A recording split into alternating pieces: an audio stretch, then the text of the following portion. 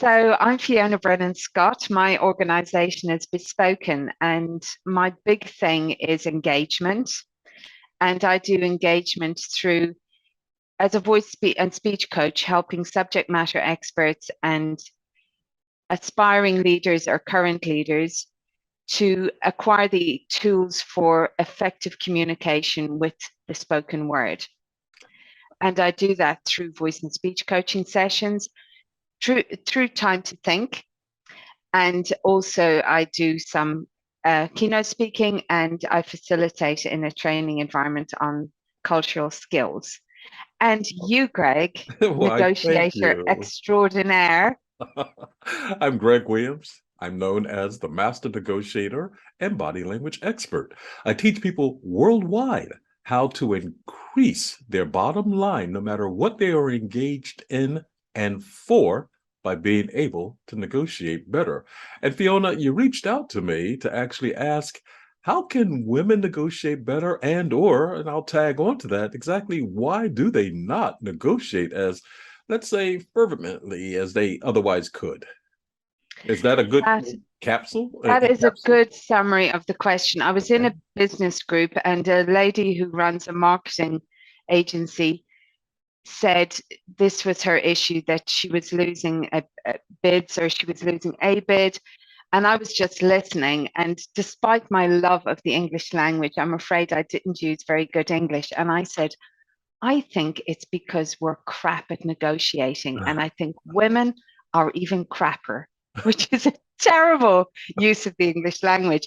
But it just struck me that's what it boils down to. And in the same way, one thinks of Ghostbusters, I thought, who are you going to call? I thought Greg would know how to Oh. answer this question. So please, Greg, share your wisdom with us on this. Well, first of all, anyone can become a better negotiator if they take the time to understand the negotiation process, what techniques, tactics you can employ throughout the negotiation to get more of what you seek from such engagement. Women in general, depending upon the culture in which they were raised and/or they currently exist in, can negotiate better in some environments than men. I know tough women in the US, as an example, in high business positions that will take advantage of the fact that men naturally assume women are not good negotiators. And they'll use that as leverage to draw men in to see exactly what that man would try to do with that woman. And then once that woman has insight into that man's plan, she is able to really just jump all over him. So it really does go back to, what is it that you are willing to do from a negotiation perspective to obtain what you want? That's number one. And after you set those boundaries, discover what techniques, tactics, strategies you'll have to employ to actually get them. Now, that sounds overly simple, but it really does boil down to just that. So, for example, some women, just like some men, when told that's my best offer, will think, okay, well, that's the best offer. Okay, I can't do anything else, as opposed to asking questions. Why is that your best offer?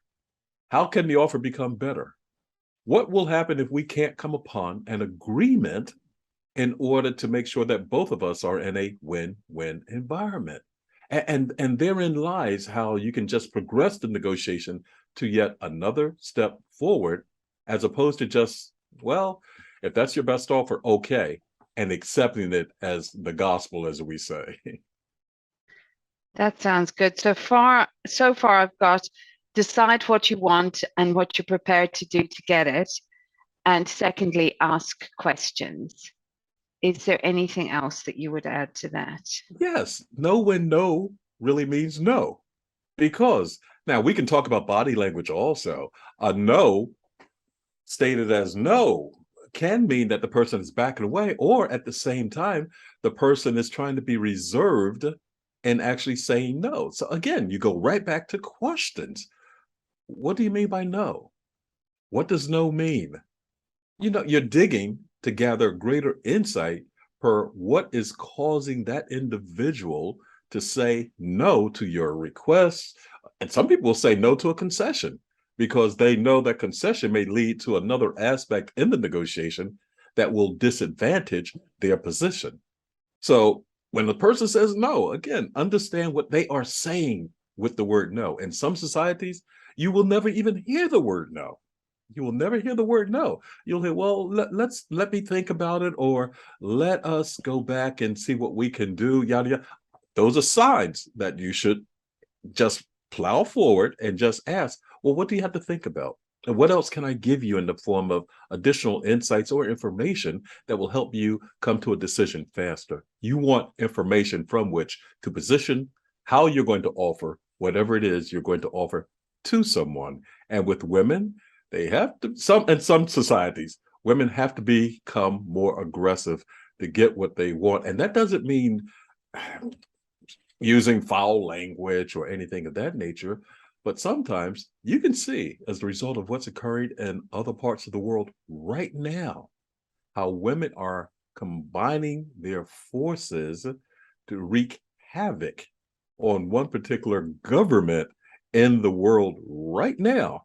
Women have been under the thumb, as it were, of men, and they're going, no, no, no, no, no. And here's the other thing.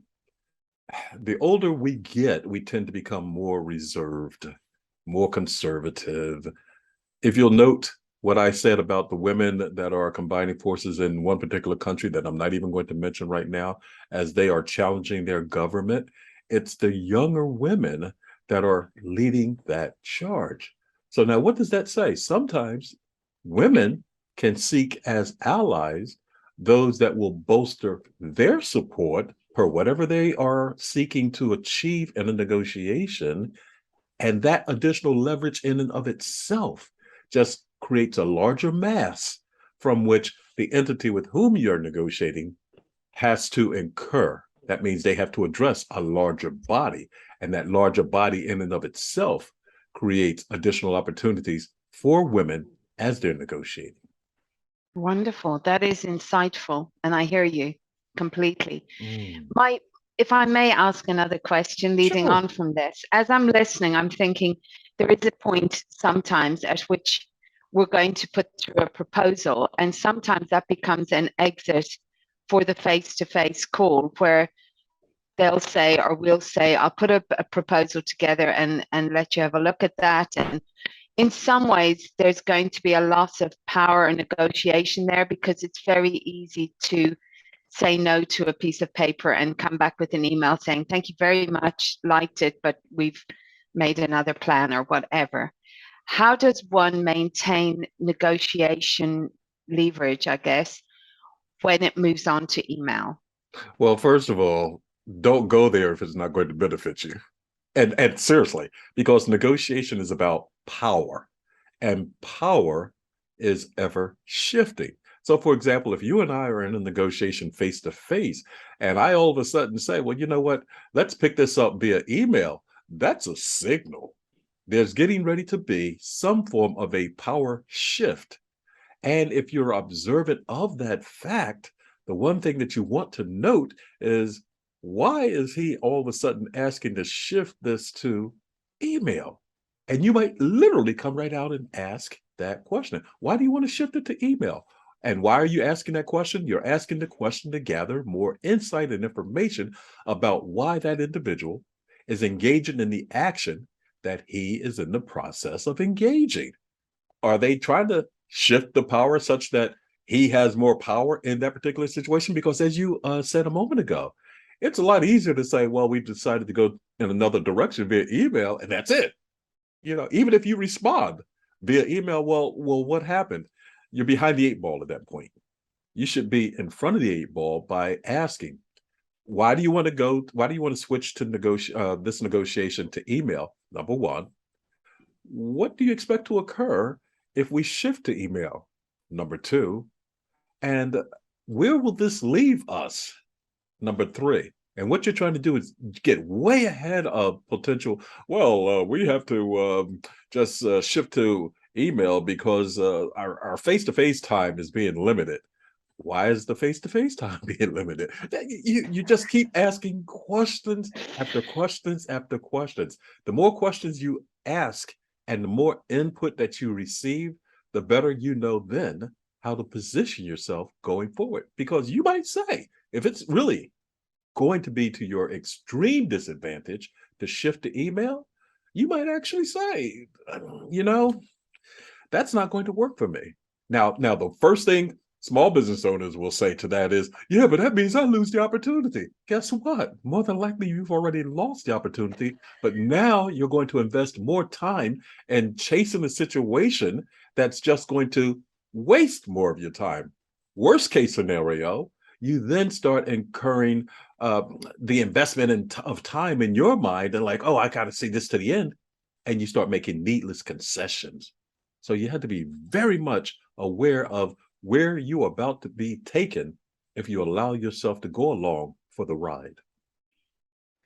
So if a person, thank you, if a person has already made that decision, I'm guessing that a good way to get it back on the table or has already found themselves in that position would be to phone with the proposal and say, I just want to, before I send you through the proposal, I just want to have a brief conversation to make sure that I've included enough detail for you to make the best decision.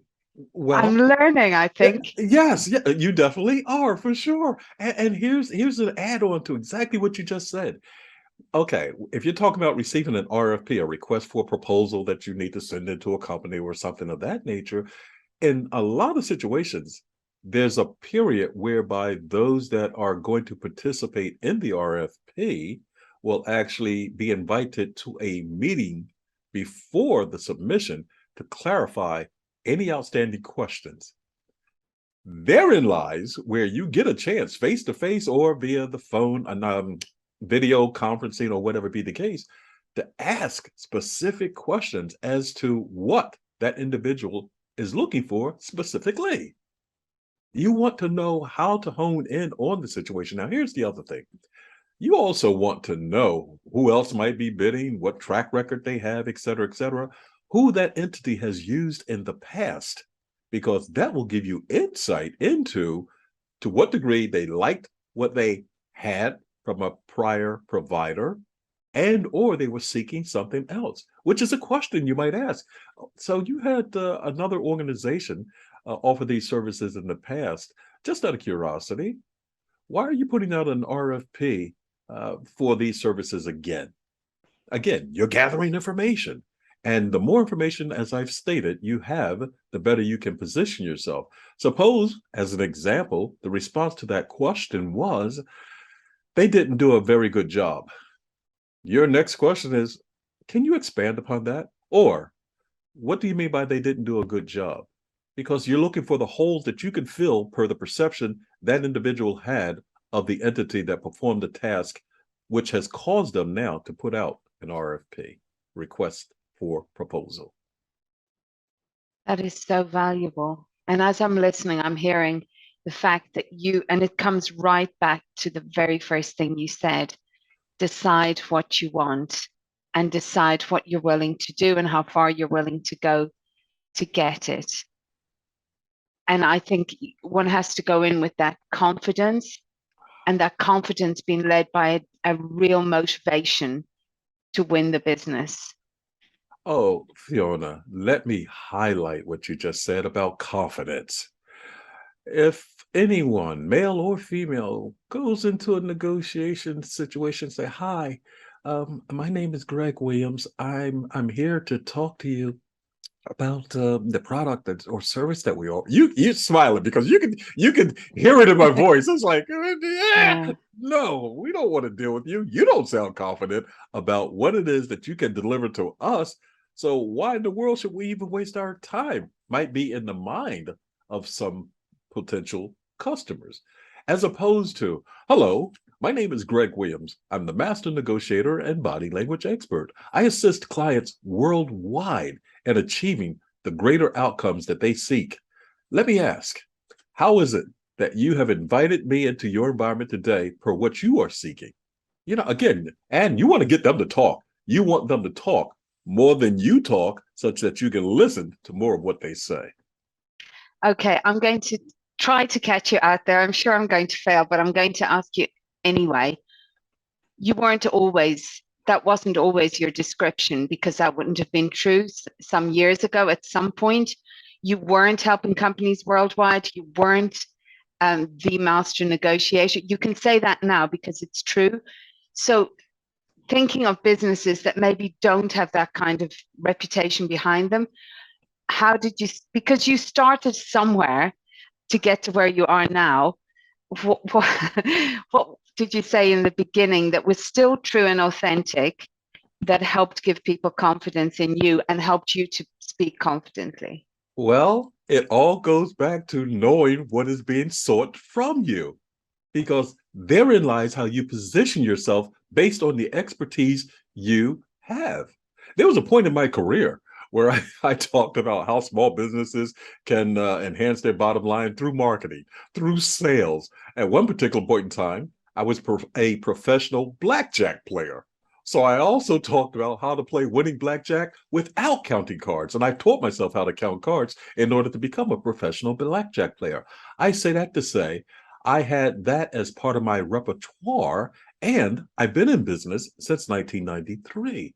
So I understood what was being sought first, and I sold to what was being sought based on the skills that I possessed. Any business can do that. You highlight your strengths.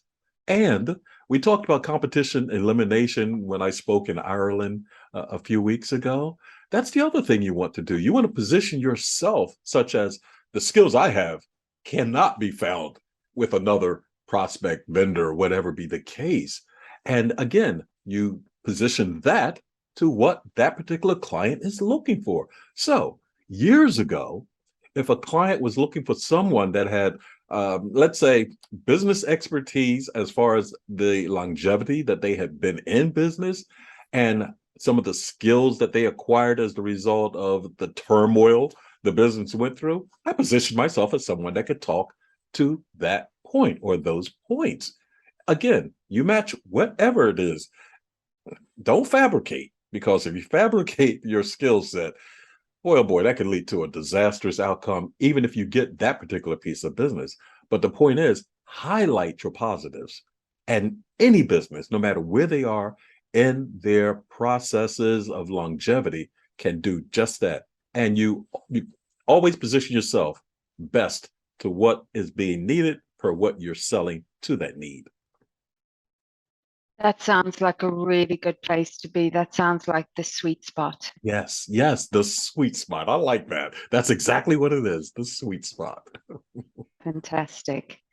Well, I think I've taken up enough of your time, and I'm extremely grateful for the fact that you've given it so generously. I'm wondering how we should end beautifully in order to round off this recording.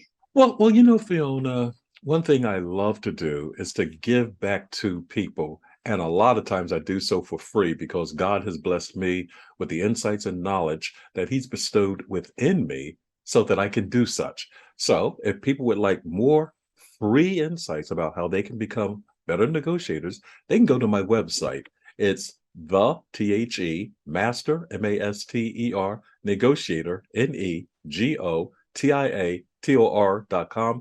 And I tell everyone, you can feel free to send me an email at Greg, Greg, at themasternegotiator.com. And we can round it off like that. That sounds good to me.